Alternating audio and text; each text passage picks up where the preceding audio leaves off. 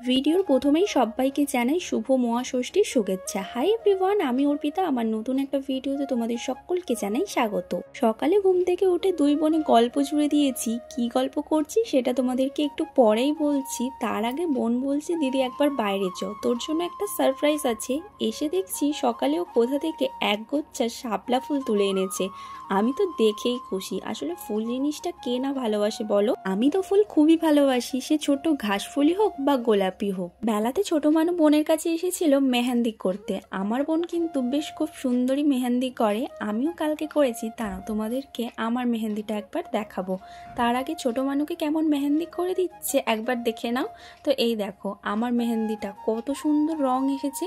তবে বেশিক্ষণ রাখিনি, ওই 2 ঘন্টার মতো রেখেছিলাম, তাতেই কত সুন্দর রং চলে এসেছে একদিনেই। মেহেন্দি কমপ্লিট করে আমার বোন যে জামাটা পরে বিকেলে ঠাকুর দেখতে যাবে, সেই জামা পরে আর একগুচ্ছ শাপলা ফুল নিয়ে এখন ফটোশুট করছে। সকালে ঘুম থেকে উঠে এই আলোচনাই হচ্ছিল যে কি জামা পরে ঠাকুর দেখতে যাব, কেমন কি সেজে যাব। তো তারপর দেখো আমাদের গ্রামের ব্রাহ্মণ ঠাকুরদের বাড়ি থেকে কিন্তু নারায়ণ ঠাকুর পুজোর মণ্ডপে নিয়ে যাওয়া হচ্ছে।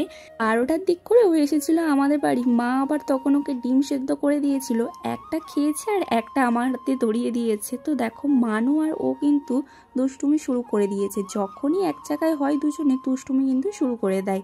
তো দুপুরে ভাত খাওয়া দাওয়া করে ও চলে গেছে বাড়ি। ওকে যাওয়ার সময় বলে দিয়েছিলাম আমাদের মৌলপাড়ার প্যান্ডেলটার একটু ভিডিও করে পাঠাবে।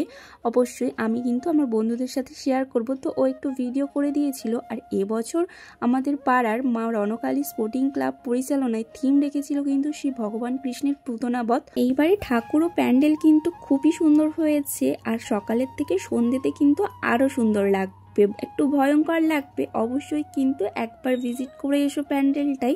মৌল আসুরতলা, যারা শ্যামপুরের মধ্যে বাড়ি তারা তো জায়গাটার নাম শুনেই থাকবে, আর যারা জানো না তাদের জন্য লোকেশনটা একটু বলে রাখি। শ্যামপুর টু 58 গেট রোডে যে কোনো বাসে বা অটোতে উঠলেই মৌল আসুরতলা বললে কিন্তু নামিয়ে দেবে। আর আমাদের প্যান্ডেলটা কিন্তু একবারেই রোডের গায়ে।